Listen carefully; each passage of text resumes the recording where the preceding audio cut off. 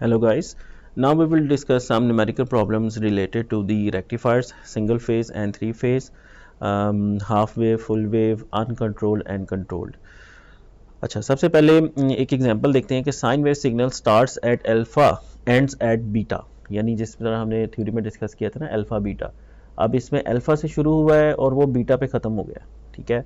Find its DC component, इसका DC component find करें। तो डीसी कंपोनेंट का आपने देखा कि होता है 1 over time period integrate over the time period और अंदर फंक्शन आ जाता है। तो उसमें देखा 1 over capital T integrate from -t/2 से t/2 या 0 से t तक, और अंदर फंक्शन क्या है v of T into D T.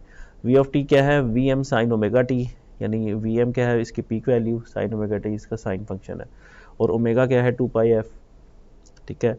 अब साइन की इंटीग्रेशन क्या होती है जी, हमने लास्ट टाइम भी किया था जब हमने रेक्टिफायर्स किया था, तो क्या होती है माइनस कॉस थीटा, ठीक है, माइनस कॉस ओमेगा टी।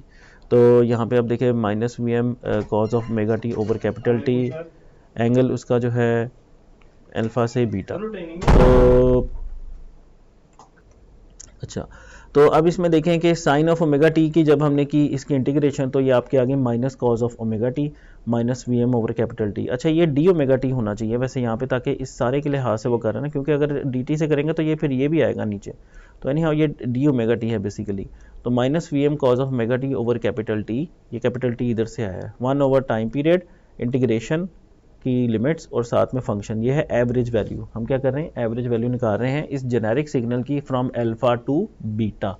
तो फार्मूला हमारा इस तरह से आता है, फिर इसमें लिमिट्स पुट करें तो ये आ जाएगा cos of beta minus cos of alpha, और बाहर माइनस है, जब ये अंदर जाएगा तो ये बन जाएगा cos of alpha minus cos of beta. तो ये जेनेरिक फार्मूला क्या है, V M over capital T cos of alpha minus cos of beta. अब इसमें अगर आपका अनकंट्रोल्ड रेक्टिफायर है हाफ वेव, तो आप मुझे बताएं अल्फा और बीटा क्या होगा। अल्फा आपका होगा 0 और बीटा आपका होगा पाई, अनकंट्रोल्ड हाफ वेव। और अगर आप करें इसमें uncontrolled half wave rectifier with R L load, तो उसमें ये आ जाएगा आपका चुंज आ जाएगी, ठीक है। और अगर आप करें R L load with F D free wheeling, तो ये ख़त्म हो जाएगी, फिर यहाँ तक इस लेके यहाँ तक आएगी, आगे बात समझ। तो ये बड़ा अच्छा स्टार्ट ही मैंने आपको यहाँ से ले दिया कि जेनेरिक फार्मूला होता भी ऐसा ही है। जब भी आप रिसर्च वगैरह भी करें, रिसर्च पेपर्स भी लिखें, तो उसमें हमेशा हम जेनेरिक एक आंसर निकालते हैं, उसमें फिर स्पेसिफिक लिमिट्स पुट करके उसका जो है ना स्पेसिफिक आंसर की तरफ जाते हैं। तो ये एक हमारी जो है एक डीएमए में अप्रोच होती है कि हम जो भी मॉडलिंग करते हैं तो हम कोशिश ये करते हैं कि जेनेरिक मॉडलिंग करें, एक उसमें बाद उसमें स्पेसिफिक वैल्यूज़ उसमें हम एंटर करें, ठीक है। अब ये जेनेरिक फार्मूला आपका बन गया V D C equal to V M over capital T cos of alpha minus cos of beta. अब आपने आप उस मुख्तलिफ केस इसमें डिस्कस कर सकते हैं, आगे आ रहे हैं वो केसेस।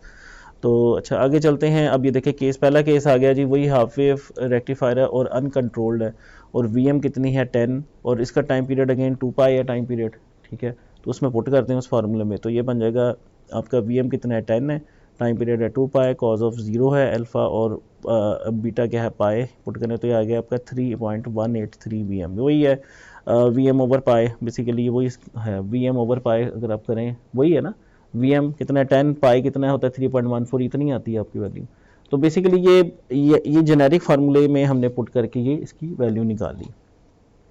इसी तरीके से अगर फुल वेव रेक्टिफायर है, अब जो टाइम पीरियड क्या था फार्मूले में देखें 1 ओवर कैपिटल टी है ना, तो अब यहाँ पे टाइम पीरियड क्या आ जाएगा 1 ओवर पाई, ठीक है, 1 ओवर पाई। तो 10 over pi into cos of alpha minus cos of pi 6.366 double 2 V P over पाई, यही थी ना हाफ वेव रेक्टिफायर की 2 वी पी ओवर पाई, तो 6.366 वोल्ट, राइट। अच्छा आगे चलते हैं जी, find the RMS value of V M sine omega t. इसमें सिंपल पुट करते हैं, अभी आरएमएस क्या होती है 1 अंडर रूट, पहले बात तो ये अंडर रूट मीन स्केयर है ना, फिर मीन और एंड पे स्केयर, तो एंड पे स्केयर इसका पुट करें। तो इसको आप जो है वो इसको सॉल्व करें, जो है इसको अगर आप इक्वेशन को सॉल्व करें सारा, तो ये जो है V M over under root 2 बनता है, ठीक है। इसको अगर हम इसको सॉल्व करें मैथमेटिकली, आई थिंक हमने लास्ट लेक्चर में ये किया भी था, तो ये आंसर आपका बनता है V M over under root 2। और अगर इसकी हम R M S value D C की निकालें, वी डी सी की आर एम एस वैल्यू निकालें, तो वो क्या बनेगा, वो सिंपल वी डी सी ही आएगा। यानी आर एम एस वैल्यू की जो डी सी कोई है उसका R M S is same, और अगर साइन वेव है V M sine of omega T, उसकी जो RMS वैल्यू है वो होती है V M over sine under root V M over under root two. ये बड़ा बेसिक है, ये वही है साइन वेव का नहीं होता कि RMS क्या होती है पी को वन अंडर रूट टू, ये वही वहीं से निकला है, ठीक है। वो इंटीग्रेशन को सॉल्व करके फिर आप जो है ना ये आंसर निकल आता है। अच्छा आगे चलते हैं जी। Find the RMS value for the signal shown alpha equal to 0, beta equal to pi, t equal to 2 pi, उस जेनेरिक फार्मूले में पुट कर दें ये। अच्छा हाँ, ये भी हम कर चुके हैं लास्ट लेक्चर में, अगर आपको याद हो, वी एम ओवर टू, ठीक है। ये है हाफ वेव रेक्टिफायर की RMS वैल्यू। एवरेज वैल्यू क्या थी वी एम ओवर पाई, ये है वी एम ओवर टू, ये है RMS वैल्यू है, ठीक है। ये आगे टेबल की फॉर्म में इसको समराइज भी किया हुआ है। तो इसकी जो RMS आएगी इस वेव की वो कितनी है जनाब, 10 VM है ना, तो V M over two is 5 volt इसकी आ रही है। और अगर इसकी आप निकालें अल्फ़ा से लेके बीटा तक अगर एंगल है और उसकी RMS निकालें, तो अगेन आपको इसमें सॉल्व करके साइन स्क्वायर थीटा वाली 1 माइनस कॉस 2 थीटा ओवर 2 करके, हमने पढ़ी थी ना लास्ट लेक्चर में identity 1 minus cos 2 theta over 2, तो ये वहाँ से जो है वो पुट करेंगे। ये मैंने लगा भी दिए थे लास्ट लेक्चर में, जो सारे फार्मूले थे मैथमेटिक्स के जो यूज़ होंगे वो उसको एक बार देख लीजिएगा। तो अच्छा अब इसमें देखें VRMS क्या होगा, VM इसकी लेंगे तो ये V स्क्वायर आ गया, बाहर हो गया VM square over capital T alpha से लेके बीटा तक 1/2 minus 1/2 cause of 2 omega T D T D omega T basically, ठीक है। तो ये आपका जो है इसको अगर आप सॉल्व करें फर्दर, या यहीं पे बेसिकली इसको रहने दें। अब आपने जो है अल्फ़ा बीटा चेंज कर रहे हैं अगर आप, ठीक है। अगर आपका RL लोड है और आपका थायरेस्टर लगा हुआ है तो आपका अल्फ़ा भी आपके कंट्रोल में आ जाएगा, तो उससे फिर आप इसकी एवरेज वैल्यू निकाल सकते हैं। तो ये जेनेरिक फार्मूला था। तो इसने उसको फर्दर सॉल्व किया, देखें इंटीग्रेशन की लिमिट्स लगाई हैं, क्योंकि 1 माइनस कॉस 2 ओमेगा टी, फिर इसमें इंडिविजुअल को अलग-अलग से इंटीग्रेशन बोर्ड में करवाया भी था मैंने आपको लास्ट लेक्चर में। तो ये इसका जेनेरिक फार्मूला बन जाता है जनाब 1/2 omega T minus 1/2 sine of 2 omega T, फिर इसमें पुट करें लिमिट्स बीटा माइनस अल्फ़ा, इसमें पुट कर दें sine of 2 beta minus sine of 2 alpha. और तो ये जनाब आपका आंसर आपका आ गया कि VRMS is equal to VM over under root 2, आगे under root into 1/2 beta minus alpha minus 1/4 sine of 2 beta minus sine of 2 alpha, alpha and beta are in radians. ये क्या है, रेडियंस के अंदर है, ठीक है, रेडियंस के अंदर है। ये आपको पता होना चाहिए 2 pi radian is equal to 360 degree ना, तो वहाँ से आप रेडियन से डिग्री में भी जा सकते हैं, और 360 degree is equal to 2 pi radians, तो आप डिग्री से रेडियन में भी जा सकते हैं। तो आपके पास ये जो है वो ऑप्शन है। अच्छा, find the RMS value for the signal shown alpha कितना है। अब ये देखो, ये टिपिकल एक आर लोड की लग रही है मुझे तो, या RL विद FD के साथ भी हो सकती है, थेरेस्टर लगा होगा। आप सोच सकते हैं ना कि क्या होगा ये, और हाफ वेव कंट्रोल्ड रेक्टिफायर लग रहा है ये कोई, है ना। तो ये है जनाब इसकी 90 डिग्री से लेके 180 डिग्री तक है, अल्फ़ा 90 है, बीटा इसमें 180 है। तो अब ये वैल्यूज़ उधर पुट कर दें, और VM बता रहे कि 10 वोल्ट है इसका, ठीक है। तो उसमें पुट करें फार्मूले में, VM कितना 10 over under root 2 1/2 beta minus alpha pi minus 1/4 sine of 2 pi minus sine of pi.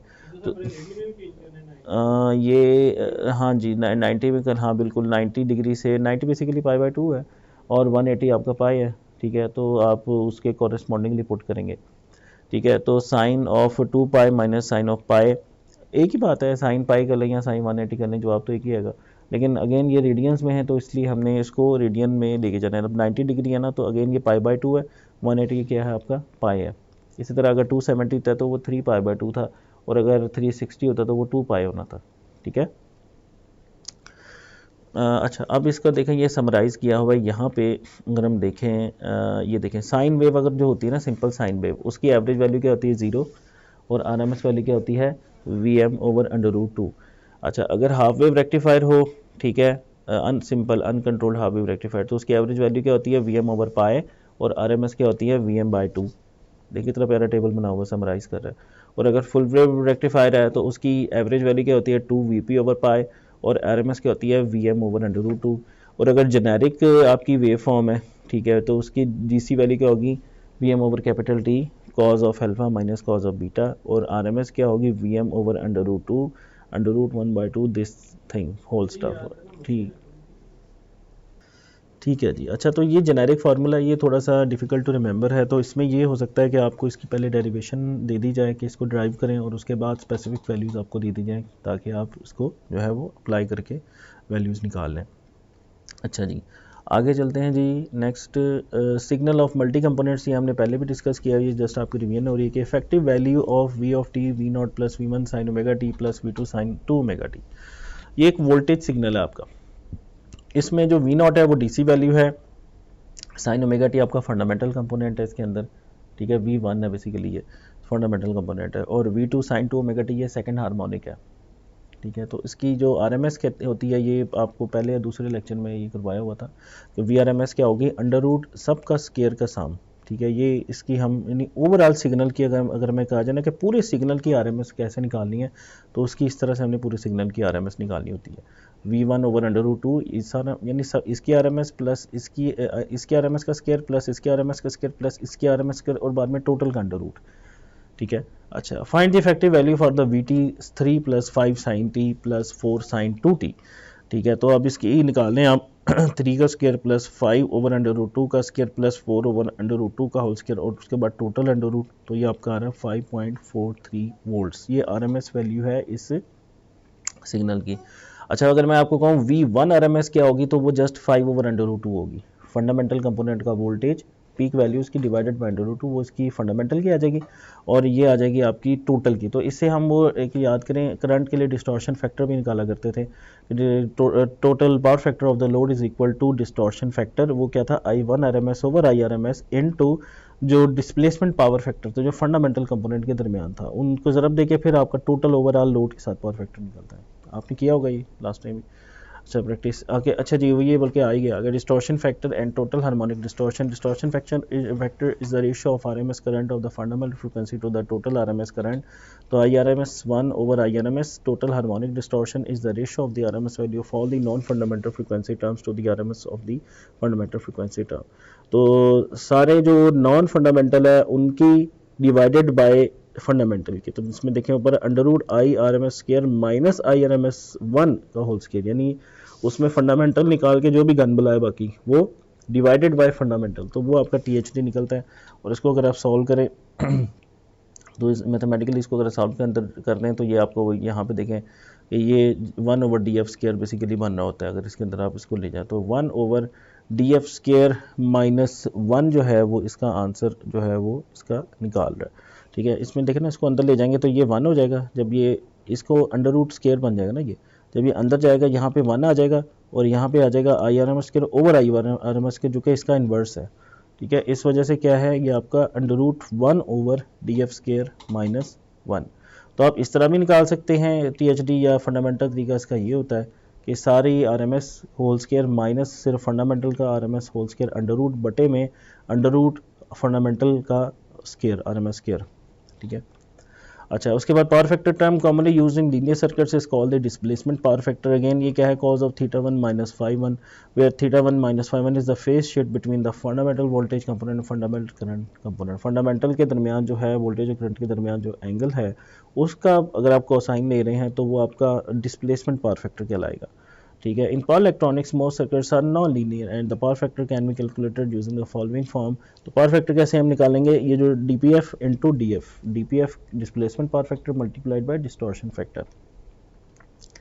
Example करते हैं जी, इस तरह की शायद पहले की भी हुई है हमने। साइनोसाइडल वोल्टेज सोर्स कितना है, 10 cos of 10t is applied to a non linear load resulting in non sinusoidal current which is expressed as follows I of t 4 plus 6 cos of 10t plus 30 plus 2 cos of 20 omega t plus 45 plus 30t plus 60। अच्छा, अब इसमें देखें ये इसकी DC value है, this is your fundamental. इसमें थोड़े से टाइपोज हैं। उसके बाद ये क्या है आपकी, ये सेकंड हार्मोनिक और ये थर्ड हार्मोनिक है। तो सबसे पहले हम डिस्प्लेसमेंट पावर फैक्टर निकालते हैं।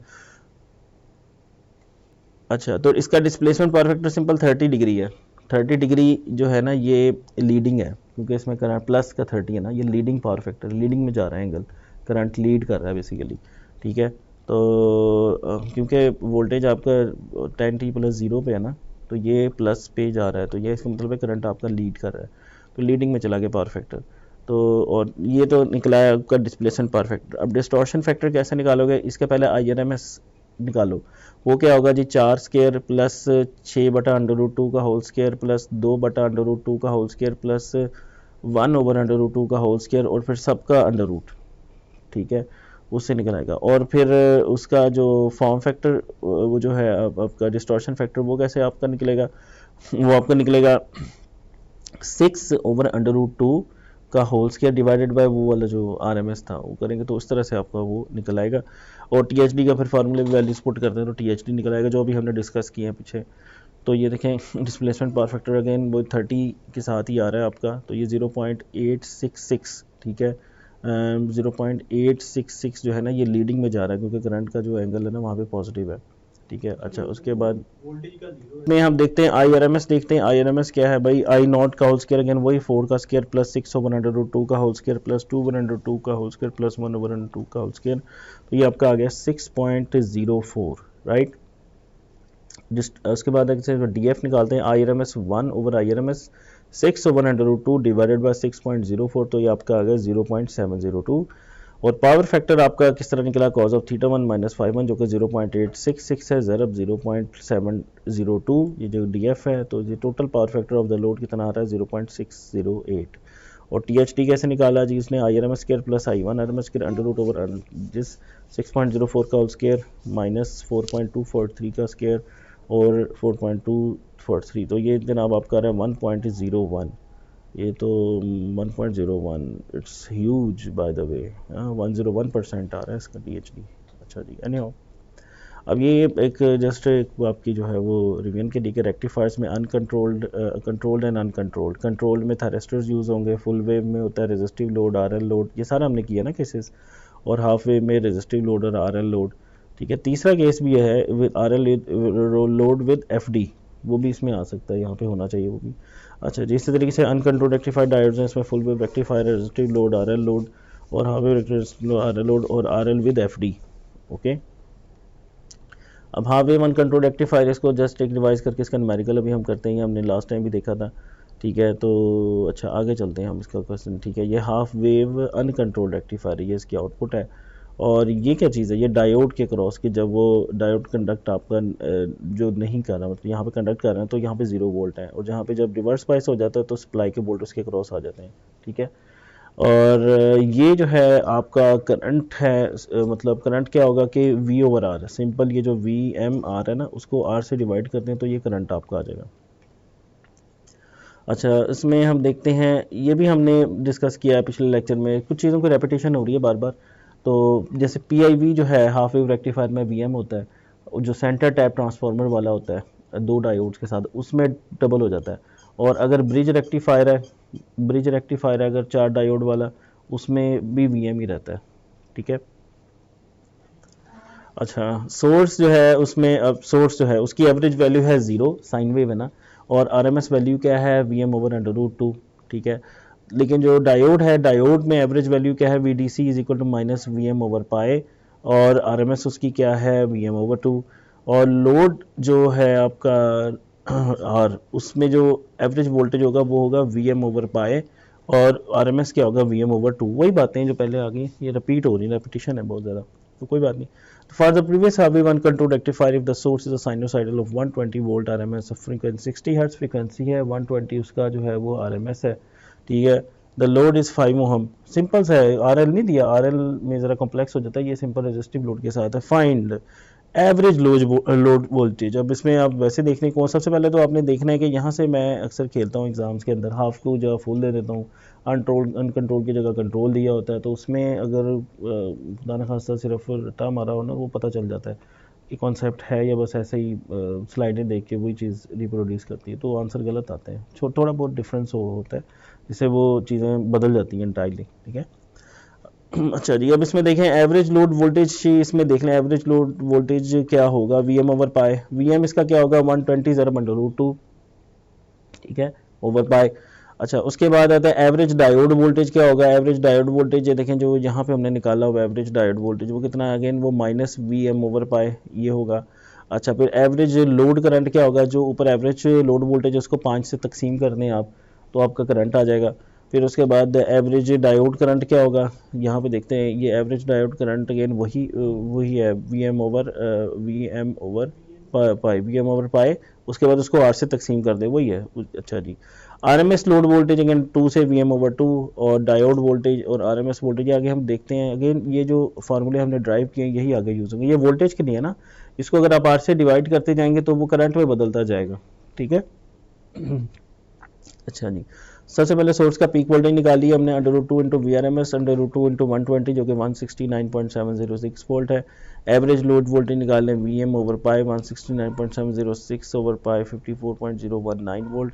एवरेज डायोड वोल्टेज निकालने जो कि -VM/पाई है। एवरेज लोड करंट क्या है, VDC/R है। Average diode current IDC diode diode average diode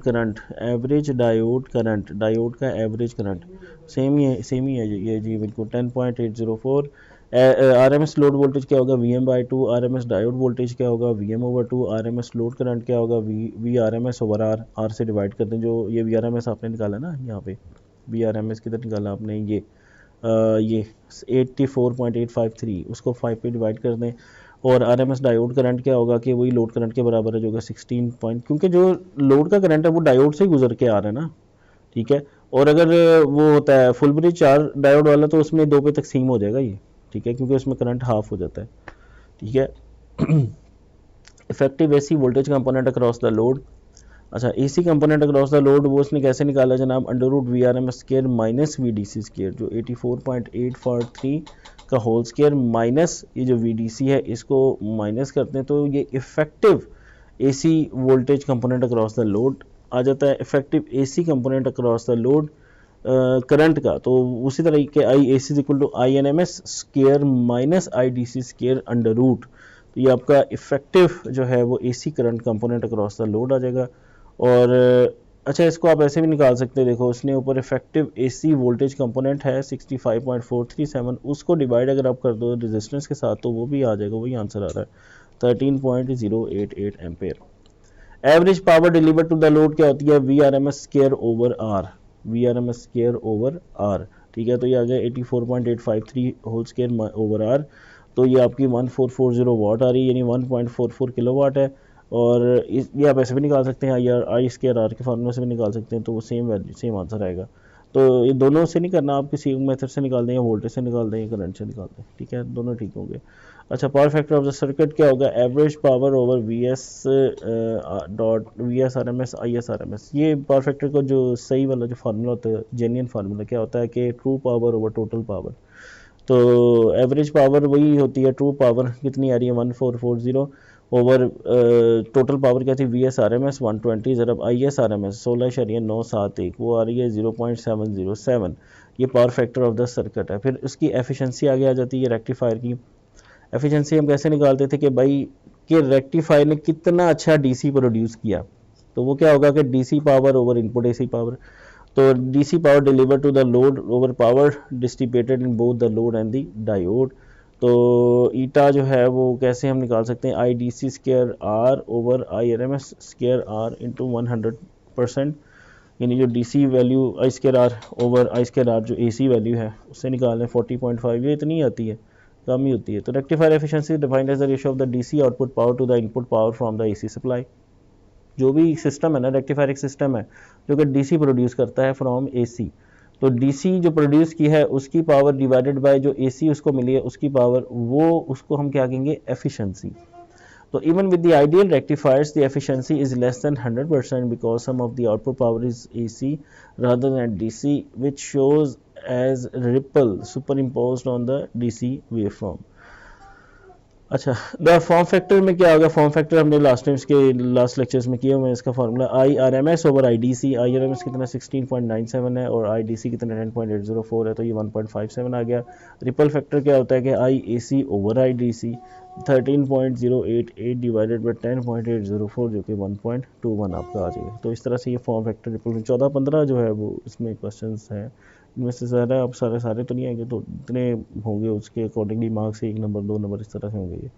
लेकिन इसमें सबसे इंपॉर्टेंट है, सबसे पहले आपने क्या करना है, जैसे हमने लास्ट न्यूमेरिकल में किया था, VRMS निकालना है, VDC निकालना है, IRMS निकालना है और IDC निकालना है। अगर आपके पास ये 4 चीज़ें आ जाएंगी ना, फिर आपने देखा कि सारी वहीं से निकलती हैं, सारी वहीं से निकली है ना फार्मूला में। तो 4 voltage, average voltage, RMS voltage, average current और RMS करंट। अच्छा जी, उसके बाद फुल वेव अनकंट्रोल्ड रेक्टिफायर है, वो इस तरह का भी हो सकता है जो इलेक्ट्रॉनिक्स में पड़ा हुआ है, दूसरा इस तरह का भी हो सकता है मुंह सीधे करने की, ये एक ही है चीज़। क्योंकि इसमें हमने इसको क्या किया हुआ है कि यहाँ पे अगर देखा जाए इसको तो बेसिकली यही चीज़ें बनती है कि D1 D3 D4 D2, इसमें जब देखेंगे ना जब प्लस माइनस तो D1 और D2 शॉर्ट होंगे, और जब यहाँ पर करें प्लस माइनस तो यहाँ D3 और D4 ये शॉर्ट होंगे, ठीक है, D3 और D4, ठीक है। इसी तरह से यहाँ पे देखिए जब यहाँ पे प्लस आएगा तो D1 और माइनस होगा तो D2, D1 D2 जो है वो कंडक्ट करेंगे, ये देखें D1 D2, यहाँ पे ये D1 D2 है। और जब सेकंड नेगेटिव साइकिल आएगा माइनस प्लस तो जो D4 और D3 कंडक्ट करेंगे, D3 और D4, यहाँ पे देखें D3 और D3 यहाँ प्लस करेंगे तो ये फॉरवर्ड बायस हो जाएगा, और यहाँ पे जब नेगेटिव आएगा तो ये वाला फॉरवर्ड बायस होगा, तो अब यूँ जाके यूँ आएगा, ठीक है। ये दोनों एक ही चीज़ें हैं, सर्किट को इस तरह बना लें, इस तरह बनाने की बात है। तो diode T1 and D2 conduct together during the positive half cycle while D3 and D4 conduct during the negative half cycle. The load current can be positive or negative but can never be negative, ठीक है। अच्छा अच्छा जी, आगे चलते हैं जिसकी wave forms आपको मैं दिखा देता हूँ। साइन वेव है, शुरू में सोर्स है, उसके बाद इसकी आउटपुट उस तरह की आएगी मुझे ऊपर शो कर रहा है, और डायोड के क्रॉस ये वाली वेव फॉर्म आ गई, और VD1 VD2 और VD3 VD4 की उस तरह की वेव फॉर्म आएगी, ठीक है। अच्छा जी, अब इसमें जो देखें आई जो सोर्स करंट होगा वो होगा VM ओवर आर, और आई लोड करंट क्या होगा VM ओवर आर, और जो ID1 ID2 क्या है VM ओवर आर, और इसमें मतलब उसको जो वोल्टेज है उसको आर पे तकसीम करते हैं तो आपका करंट आ जाएगा। तो ये देखें आपके सामने है कि इसका टेबल बना हुआ, VDC क्या है 0, और VRMS क्या है VM ओवर √2, V डायोड क्या है माइनस VP ओवर पाए, VRMS क्या है VM ओवर 2। ये डायोड की बात हो रही है ना, डायोड में क्या है माइनस VP ओवर पाए, ठीक है, और VRMS क्या है VM ओवर 2, और लोड में क्या है कि 2 VP ओवर पाए, और VRMS क्या है इसकी VM ओवर √2, यानी ये अगर देखा जाए तो ये बराबर ही है आपके सोर्स के। अच्छा जी, तो करंट क्या होगा जी, करंट होगा सिंपल, आई सोर्स है, IRMS क्या है IM ओवर √2 है, IDC में देखें डायोड का IM ओवर पाए, RMS IM ओवर 2, IDC इसमें क्या होगा 2 इंटू IM ओवर पाए, और IRMS क्या होगा IM over √2।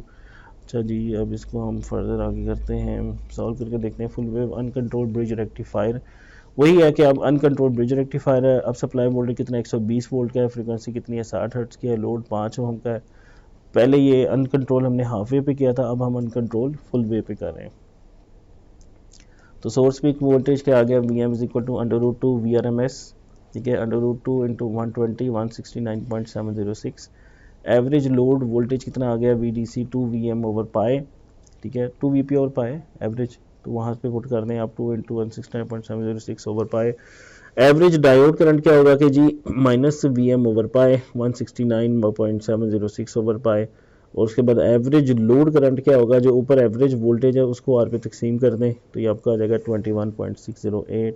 Average diode current क्या होगा, एवरेज डायोड करंट ये देखो ये क्या है 0.5 इंटू IDC, यानी IDC का हाफ। ये शुरू में भी आपको याद होगा टेबल पे भी हमने डिस्कस किया था, क्योंकि इसमें एक वक्त में एक डायोड चल रहा होता है ना एक और पूरे साइकिल में 2 डायोड चलते हैं डिफरेंट सेट के, तो इसलिए वो हाफ हो जाता है करंट। तो 0.5 इंटू IDC 10.804। फिर आगे आ जाता है RMS load voltage VM over √2, RMS diode voltage वो क्या आता है VM over 2। RMS load current क्या होगा VRMS over R, RMS diode current क्या होगा IRMS over load current divided by √2, ठीक है। अच्छा जी, इफेक्टिव कंपोनेंट क्या होगा VRMS स्क्वायर माइनस VDC का होल स्क्वायर √, ये होगा effective AC component across the load. उसके बाद effective AC component across the load current का भी इसी तरह से उसने निकाल दिया। तो यहाँ से आप इस तरह भी निकाल सकते हैं कि आप अपने वोल्टेज को रेजिस्टेंस से डिवाइड कर दें, आ जाएगा आपके पास। अच्छा जी, उसके बाद एवरेज पावर क्या होगी V स्क्वायर ओवर R या I स्क्वायर R। अगेन ये जो V और I होते हैं ये RMS होते हैं, ये DC नहीं होती, RMS होते हैं। अच्छा, power factor of the load क्या हो गया, average power over V RMS V into I, तो 2880 ओवर वी कितना है 120 ज़रब आई कितना है 24 और ये आंसर इसका आ गया 1। इसका पावर फैक्टर जो है वो तकरीबन नहीं है 1 आ रहा है। एफिशिएंसी क्या होगा DC power deliver to the load और power dissipated in both load and diode. तो इसका ईटा हमने निकाला, इसकी एफिशिएंसी अच्छी खासी है 81.5%, यानी डबल है, पहले वाली की तकरीबन 40% थी, यानी उससे डबल है। फॉर्म फैक्टर निकाला, वो कहता है I R M S over I T C 24/21/601.11 और रिपल फैक्टर इसका क्या होगा कि आई लोड ए सी और आई लोड डी सी और 10.445 21.608 जो कि क्या आ रहा है 0.483। अच्छा जी, अब इसके बाद आगे देखते हैं हम half controlled rectifier, half wave controlled rectifier.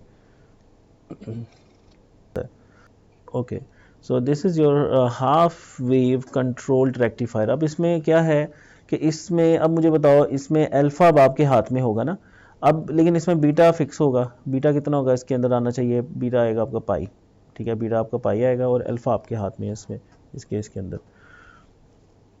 ये देखें, ये सोर्स वोल्टेज आ गए और ये आपके आ गए लोड के क्रॉस वोल्टेज। इस तरीके से ये एससीआर के वोल्टेज के जिसमें ओपन था तो सोर्स वोल्टेज आ गए, बाद में ये शॉर्ट हो गया, उसके बाद फिर सोर्स वोल्टेज आ गया, फिर ये क्या हो गया शॉर्ट हो गया उसमें, ठीक है, शॉर्ट हो गया तो जीरो वोल्टेज के क्रॉस आ रहे हैं। प्रैक्टिकली जो प्रैक्टिकल एससीआर होगा उसमें जीरो वोल्ट नहीं होंगे, कुछ समथिंग मोर वोल्टेज होंगे, लेकिन ये जितने भी बुक्स होती है ना इसके शुरू में लिखा होता है, आपकी स्लाइड के शुरू में भी था कि अजम्पशंस क्या हैं, तो बुक के अंदर जो भी एनालिसिस होता है वो उसको आइडियल के तौर पे जो है कंसिडर करके ये क्वेश्चन हो रहा है। ये क्वेश्चन प्रैक्टिकल के लिए भी बनाया जा सकता है, मतलब उसमें आपको दे दिया जाए कि जी जो वी ए के है वो 1 वोल्ट है फॉर एग्जांपल, यानी वो ज़ीरो नहीं है, वो 1 वोल्ट, तो इस तरह से उसको बनाया जा सकता है प्रैक्टिकल के लिए भी। तो अच्छा जी, उसके बाद आई एम क्या होगा, वही होगा जो आपका आई आर है, आई एस है, इसको आर से तकसीम कर दें। अच्छा जी, अब इसका इसने टेबल भी बना दिया हुआ है, टेबल देखने बी डी सी ज़ीरो है, V R M S V over under root 2 ये सोर्स है, और एस सी आर का क्या है कि V D C V M over 2 pi into cos of alpha plus 1, और वी आर एम एस ये ट्राई टू फाइंड, ये आप करके देखें इसको फाइंड करके एस सी आर का वी आर एम एस, ठीक है, और वी डी सी क्या होगा V M over 2 pi cos of alpha plus 1, ठीक है। अब ये अल्फ़ा बीटा के फार्मूले से इसने निकाला हुआ है, अब बीटा इसमें क्या है पाई है, बीटा इसमें क्या है पाई है ना, पाई पे जाके इसने रुक जाना है। अच्छा, और वी आर एम एस क्या होगा, वही फार्मूला जो ऊपर हमने शुरू में सबसे शुरू में जब स्लाइडें कर रहे थे तो ये वहीं से निकला हुआ है, उसमें वैल्यूज़ पुट कर दी गई हैं। Half wave control rectifier connected to 120 volt RMS at a frequency of 60 Hz, the load voltage 5 ohm and the average output voltage is 27। अच्छा ये देखें ज़रा, एवरेज आउटपुट वोल्टेज उसने बता दिया है कि जो एवरेज मिल रहा है ना आपको वो 27 वोल्ट मिल रहा है, लेकिन जो सोर्स है वो 120 वोल्ट का है। तो इसका मतलब अब आप इसका खुद अब आप निकालना चाहेंगे अल्फ़ा बीटा क्या होगा, तो बीटा इसका क्या होगा पाए, और अल्फ़ा बेसिकली हमने अल्फ़ा निकालना है, अल्फ़ा क्या रखा होगा कि 27 वोल्ट आ रहे हैं, तो ये वाला फार्मूला अगर हम लगाएं ये वाला, इससे हमें ये मालूम हो जाएगा आपका जो एवरेज वोल्टेज का फार्मूला, ये वाला formula V M over 2 pi cos of alpha plus 1, यहाँ पे पुट कर लो 27 वोल्ट, और वी एम क्या आ जाएगा अंडर रूट 2 ज़रा 100 कितना 20 वोल्ट है, हाँ 120, हाँ 120 ज़रा अंडर रूट 2, ठीक है, आगे बात समझ। यानी इस फार्मूले से आप उसका अल्फ़ा निकाल सकते हो कि किस एंगल पे आपका थायरेस्टर ट्रिगर हुआ है जिससे आपको 27 वोल्ट मिल रहे हैं। तो ये आगे देखते हैं कि सोर्स पीक वोल्टेज पहले निकाल लिया हमने under root 2 V R M S under root 2 into 120 169.706, तो एवरेज लोड वोल्टेज क्या होगा एवरेज लोड वोल्टेज बेसिकली ये एंगल निकाल रहे हैं, ये 1 आपका देखते हैं यहाँ पे क्या है, 1 है आपका फायरिंग एंगल बेसिकली, तो फायरिंग एंगल है बेसिकली, तो इसमें आप देखें ये देखें फायरिंग एंगल बेसिकली उसने निकाला 27 into V M over pi cos of alpha plus 1, तो उसको सॉल्व करें तो अल्फ़ा आपका आ रहा है 1.57 रेडियन, तो इसको आप किससे ज़रूर देंगे, इसको आप देंगे 2 pi is equal to 360 degree, तो 360 over 2 pi 180 degree over pi को ज़रब दें 1.57 से, 1.57 ज़रब 180 ओवर पाई कितना आ रहा है, यही आ रहा है 90 डिग्री आ रहा है, यानी वो जो आपका अल्फ़ा है वो 90 डिग्री पे फायर हुआ है। 90 क्या होता है पाई बाय 2, तो पाई बाय 2 करके देखना 3.14 डिवाइडेड बाय 2 ये आ जाएगा 1.57। अच्छा, एवरेज एससीआर वोल्टेज आप निकाल लें, एससीआर के एवरेज वोल्टेज क्या होंगे वीडीसीआर, वही जो लोड वोल्टेज है उसके माइनस करके ना, तो ये -27 वोल्ट आ गए। एवरेज लोड करंट क्या होगा रेजिस्टेंस से डिवाइड करते हैं फिर 5.4 एम्पेयर।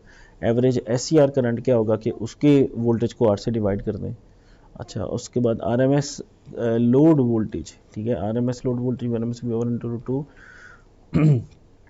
अब लोड वोल्टेज की आरएमएस वैल्यू निकालनी तो उसके फार्मूले में पुट कर दें। तो उसका फार्मूला क्या था, ये वाला फार्मूला है। इसमें अल्फा कितना निकाला था हमने, पाई बाय टू, यानी यहाँ पाई बाय टू पुट कर दें। Pi minus pi by to कितना हो जाएगा, पाई बाय टू। पाई में से पाई बाय टू निकाल दो, पाई बाय टू रह गया ना, ठीक है। पाई बाय टू को ज़रब दो 1/2 से पाई बाय 4, और sine of 2 into pi by two, two two से कैंसिल हो गया, साइन पाई रह जाएगा। तो साइन पाई क्या होता है, साइन 180, साइन जीरो पे जीरो, साइन 180 भी जीरो ही होता है। साइन जीरो, ये जीरो हो जाएगी टर्म आपकी, ये वाली टर्म आपकी जीरो आ जाएगी। तो इसको अगर आप सॉल्व करेंगे तो ये निकाल दें, ज़रा इसको जीरो कर दें। यहाँ पे आप पाई बाय 4 है ना, ये पाई बाय 4 का अंडर रूट लें और उसको फिर इससे ज़रब दें 169.706 और डिवाइड कर दें अंडर रूट 2 पाई से। तो ये आपका तकरीबन 60 वोल्ट्स के करीब जो है वो आएगा, 60 वोल्ट्स, ठीक है। पीक इन्वर्स वोल्टेज अगेन ये इसमें वी एम हो गया 169.706 है। R M S load current क्या होगा, लोड करंट की जो वी है उसको आर से डिवाइड कर दें। R M S air current क्या होगा कि I M S diode into R M S load into 10। तो ये आपका बेसिकली ये आपका एस सी आर डायोड नहीं है, ये एस सी आर का जो करंट है ये वो है। इफेक्टिव वैल्यू क्या होगी, under root V R M square minus V D C square, effective value आ गई। इस तरह से इफेक्टिव ए सी वैल्यू होगी I R M square minus I D C square, तो वो ये इफेक्टिव ए सी वैल्यू आपकी आ गई। अच्छा जी, उसके बाद जो है वो आपकी जो है, यानी आप देखें ना इफेक्टिव एसी, यानी आपने आरएमएस में से डीसी माइनस कर दें। वो चूंकि ये आरएमएस है ना, तो इसमें स्केयर वगैरह आएंगे, square RMS square minus IDC square, उसका अंडर रूट करें तो इफेक्टिव एसी आ जाएगी, डीसी निकाल के एसी वाली इफेक्टिव आ जाएगी। तो इस तरह से आपकी जो है वो 10.72 है, और आर से तकसीम कर दें तो करंट आ जाएगा। पावर कैसे निकालोगे, वी स्केयर ओवर आर या आई स्केयर आर 720 वाट आती है। Power factor of the load कैसे निकालोगे, average power over V R M S into I R M S. और रेक्टिफायर की एफिशिएंसी क्या होगी, DC power deliver to the load, power dissipated in both load and diode, DC power deliver to the load. तो ये वही I D C square R into I R M S square into R 5.4 का whole square over 12 square into 100%, 20.25%। Form factor क्या होगा कि I load R M S over I load D C 12 over 5.4, 2.222। Ripple factor क्या होगा, I load A C over I load D C 1.985 जी। अब full wave controlled rectifier देखें, ये क्या है, फुल वेव। अच्छा, ये single phase full wave controlled rectifier. अच्छा, इसकी जनाब ये हम थ्योरीज की लास्ट टाइम डिस्कस कर चुके थे हम लेक्चर से प्रीवियस में। अच्छा, ये साइन वेव है इनपुट की और ये आउटपुट इसकी वेव आ रही है, ठीक है। ये आर लोड के साथ है सिंपल, ठीक है। फुल वेव कंट्रोल रेक्टिफायर है ना, फुल वेव है, दोनों वेव अब आपकी जो है वो रेक्टिफाई हो जाएंगी। और ये एस सी आर के क्रॉस वोल्टेज आ गया, ये आपका S1 और S2 के क्रॉस, और ये S3 और S4 के क्रॉस वोल्टेज आ गया। और करंट निकालने के लिए इसको सिंपली R से डिवाइड कर दें। और ये इसका टेबल है जनाब, source J V D C zero है, V R M S V M over under root 2 है, वी डी सी क्या हो गया minus V M over pi cos of alpha plus 1, और वी डी सी जो है ये है V M over pi into cos of alpha plus 1। और वी आर एम एस इसमें क्या है, V M over under root पाई, ठीक है। पहले क्या था, अंडर रूट 2 पाई था ना, और एक 2 अंदर गया हुआ था। यहाँ पे क्या है, V M over under root pi, और साथ में जजर आ रहा है 1/2 pi minus alpha plus 1/4 sine of 2 alpha. तो अब हम इसको ड्राइव करके पहले कंफर्म करते हैं। ये लें जी, ये ड्राइव करें, इसको करें ना करें उसको आ जाएगा, लेकिन करके देखें एक बार। ये लें, ये वेव है। अब इसको वही फार्मूले के अंदर पुट करें, अल्फ़ा रख लें इस एंगल को, इसको रख लें आप पाए, और आपका टाइम पीरियड इसमें क्या है, पाए आपका टाइम पीरियड है। तो जैसे आरएमएस निकालते हैं स्टैंडर्ड अंडर रूट, ठीक है, 1/t इंटीग्रेशन है, और फिर अंदर स्केयर कर दें वेव का। जी, तो ये अभी हमने ड्राइव करके देखे इसके वैल्यूज़ VDC और VRMS की, ओके। अच्छा, अब क्या है, full wave control rectifier is connected to 120 volt RMS at a frequency of 60 hertz, the load is 20 ohm and the delay angle is 40 degree. अच्छा, अब ये देखें, अल्फ़ा दे दिया इसने, अल्फ़ा आपको दे दिया है। इस क्वेश्चन को समझिए ज़रा, 20 ओम का लोड है, 120 वोल्ट RMS की आपकी सप्लाई है 60 हर्ट्ज की, तो अल्फ़ा उसने दे दिया। अब हमने देखने की कितनी एवरेज आउटपुट वोल्टेज जनरेट होगी, तो इसके फार्मूले में यहाँ पुट कर दें, अल्फ़ा पुट करें, वी एम क्या होगा अंडर रूट 2 इंटू 120, ठीक है। तो V M over pi into cos of alpha plus 1 है। यहाँ से अल्फ़ा हमें उसने दिया हुआ है, अब उसने अल्फ़ा हमें दे दिया ना, अल्फ़ा के बाद अब हम एवरेज वैल्यू निकाल सकते हैं, ठीक है। तो ये हमारी एवरेज वैल्यू हम देखते हैं कि 40 का एंगल हो तो एवरेज कितना निकलता है वोल्टेज, 95.4 वोल्ट निकलता है अगर 40 डिग्री का आपका जो है वो एंगल हो इसमें। तो कॉज ऑफ 40 प्लस 1। अच्छा, अगर आपको एंगल डिग्री में दिया है तो कैलकुलेटर को आप डिग्री में रख के यहाँ पुट करके वैल्यू निकाल दें। अब यहाँ पे अपना टाइम वेस्ट ना कीजिएगा, पहले उसको आप रेडियन में कर रहे हैं, फिर आपका कैलकुलेटर भी रेडियन में होना चाहिए, तो ये तो फजूल का टाइम हो जाना है। तो इसमें आप 40 डिग्री और प्रोवाइडेड कैलकुलेटर में डिग्री सेलेक्ट हो। अच्छा, तो ये आता है आपके पास 95.4 वोल्ट। तो इसको रेजिस्टेंस पे डिवाइड कर दें यानी 20 ओम के साथ, तो वो आपका करंट आ जाएगा 4.77। आरएमएस के फार्मूला पुट कर दें तो वो आरएमएस वोल्टेज आपके आ जाएगा। अब यहाँ पे आपको अल्फ़ा को पाई में लेके जाना है, ठीक है। यहाँ पे आपको वो करना होगा, उसको पाई में लेके जाने के, तो 2 पाई इंटू 360, तो पाई ओवर 180 डिग्री, ठीक है। तो कितना एंगल है, 40 एंगल है ना, तो 40 को ज़रब दें पाई ओवर 180 से, तो वो बेसिकली यहाँ आपने पुट करना है। ये देखो किया हुआ है इसने 40 इंटू पाई ओवर 180, ठीक है। ये रेडियन में लेके गए ना हम इसको, यहाँ पे इस फार्मूले में पाई यूज़ हो रहा है ना, यहाँ पे रेडियन में लेके जाना है इसको आपने, इस हाँ दोनों में होना चाहिए, ठीक है। तो यहाँ पे भी देखें साइन ऑफ, अच्छा यहाँ ज़रूरत नहीं है क्योंकि यहाँ ज़रूरत नहीं है क्योंकि यहाँ सिंपल 2 अल्फ़ा एंगल है। यहाँ पे जो कि पाई से सब्ट्रैक्ट करना है उसको, ठीक है, तो इसलिए यहाँ ज़रूरत पड़ी है हमें, ठीक है। तो ये आ रहा है आपका आर एम एस 616 वोल्ट आ रहा है। तो R M S load current क्या होगा, उसको रेजिस्टेंस से डिवाइड करते हैं, 5.8 एम्पेयर है। पावर क्या होगी, वी स्केयर ओवर आर या स्केयर आर, वहाँ से निकाल लें। और ये जो पावर हमेशा याद रखिएगा कि इलेक्ट्रॉनिक्स में भी और पावर इलेक्ट्रॉनिक्स में भी हमेशा एवरेज सॉरी जो आपकी पावर है वो पी पावर वो हमेशा निकलती है V R M S square over R, और या I R M S square over R, I R M S square into R. यानी आपने R M S values put करनी है, वी स्केयर ओवर आर नहीं करते होते हम, तो बेसिकली उसमें आर एम एस वैल्यूज हम पुट करते हैं तो उससे हमारी पावर निकलती है।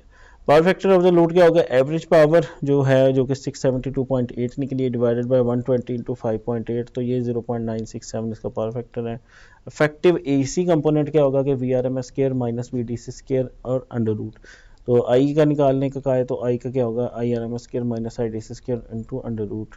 और फॉर्म फैक्टर का फॉर्म आ गया फार्मूला, और रिपल फैक्टर का फार्मूला आ गया। अच्छा जी, अब है 3 फेज़ रेक्टिफायर अनकंट्रोल्ड। इसमें हम देखते हैं कि ये हमने किया है लास्ट टाइम, 6 पल्स का होता है, 12 पल्स का होता है, ब्रिज का होता है, ठीक है। तो ये सिंपल एक है, ये होगा आपका 6 पल्स रेक्टिफायर है। अब एक क्वेश्चन है अक्सर आ जाता है गवर्नमेंट वगैरह के टेस्ट के अंदर आ जाता है कि जी इसकी आउटपुट की फ्रिक्वेंसी क्या होगी रिपल की, तो वो 6 टाइम्स है। यानी अगर आपकी 50 ये 60 हर्ट्ज की अगर है तो उसको 6 से ज़रब दे दें, यानी 360 आपकी बन जाएंगे ना, हाँ जी हाँ 360। और अगर आप इसको जो है वो 50 हर्ट्ज है पाकिस्तानी जो है वो सिस्टम के मुताबिक है, तो 50 ज़रा 6 यानी 300 हर्ट्ज होगी, ठीक है। ये आया भी था कभी गवर्नमेंट को टैक्स दिया हमारे स्टूडेंट ने, तो वो बता रहे थे, पूछा हुआ था। तो एनी हाउ साइन वेव ये देखें, ये सोर्स की है A N B N C N, और ये ब्रिज किस तरह की होती है हमने किया था, इसका ऑपोजिट, हाँ इसकी ऑपोजिट यहाँ पे बना होता है। तो ये एक छोटा सा एंगल रह जाता है, इसमें कंडक्शन हो रही होती है इतने से लेके इतने तक में। और अच्छा अगेन ये उसकी थ्योरी है, ये थ्योरी हम कर चुके थे ऑलरेडी, ये आपने कर लेना। इसमें ये चीज़ बस आपको बता दूँ, इसमें ये देखें the fundamental frequency of the output voltage is 6 W या 6 omega, where omega is the frequency of the 3 phase source. अच्छा आगे चलते हैं जी, एवरेज लोड वोल्टेज है, ये आप ड्राइव करके देख सकते हैं उसमें, अगेन उस तरह से वो ड्राइव होगा। एवरेज वैल्यू क्या होगी, 1 over pi by 3, pi by 3 कितना हो गया, ये आपका 30 डिग्री आ गया ना, पाई बाई 3 30 नहीं है 60 है, 60 1 ओवर पाई बाई 60 का टाइम पीरियड है ना, ये देखो ना 6 टाइम्स है ना, तो एक 6 पल्स है ना, तो एक 360 में 6 पल्सेज हैं, इसका मतलब है कि अब उसका टाइम पीरियड क्या आ गया 360/6, ठीक है ना, हो गया। तो 1 ओवर पाई बाई 3, उसकी इंटीग्रेशन कहाँ से लेके पाई बाई 3 से 2 पाई बाई 3, उसके बाद V M line to line sine of omega T, ये साइन ये आपकी वो है सप्लाई। उसके बाद इसको सॉल्व कर लें इसको, तो सॉल्व करने के बाद उसका अल्टीमेट आंसर आएगा V M 3 into V M line to line over pi, ठीक है। और ये आ जाएगा 0.955 V M line to line, ठीक है। ये फार्मूला किसका है, ये है आउटपुट वोल्टेज का वी नॉट का। While the average output current क्या होगा, वी नॉट ओवर आर, ठीक है, ये एवरेज वी नॉट करंट है। Since each diode conducts 1/3 of the time resulting in I D, average क्या है 1/3 I naught average. I D R M S, I D average क्या है 1/3 I naught average. I D comma R M S कितना है 1/√3 I not R M S. और I source R M S क्या है √2/3 into I not R M S. ठीक है, तो इस तरह से आप देखें I D average, I D R M S और I S R M S आपके जो है वो ये इसने निकालने कैलकुलेट किए हुए हैं। ठीक है, ऑलरेडी कैलकुलेटेड है। और पीरियोडिक आउटपुट वोल्टेज क्या है जनाब इसका, ये इसका V M line to line sine of omega T कहाँ से लेके π/3 से 2π/3 तक है। apparent power from the three phase source is S is equal to √3 V line to line RMS into IS RMS। ठीक है, अब इसकी एग्जांपल देख लेते हैं।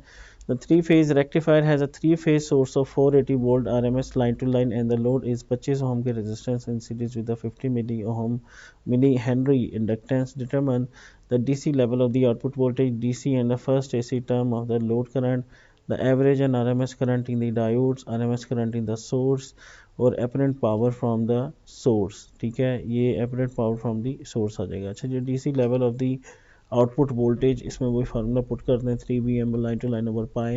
तो लोड करंट आपने निकाल लिया आपका आई नॉट बाई 3, तीन से डिवाइड कर देना है अपने लोड करंट को जो 25.9 से 3 से तकसीम करती है। और आर एम एस में क्या होगा कि I not R M S over √3।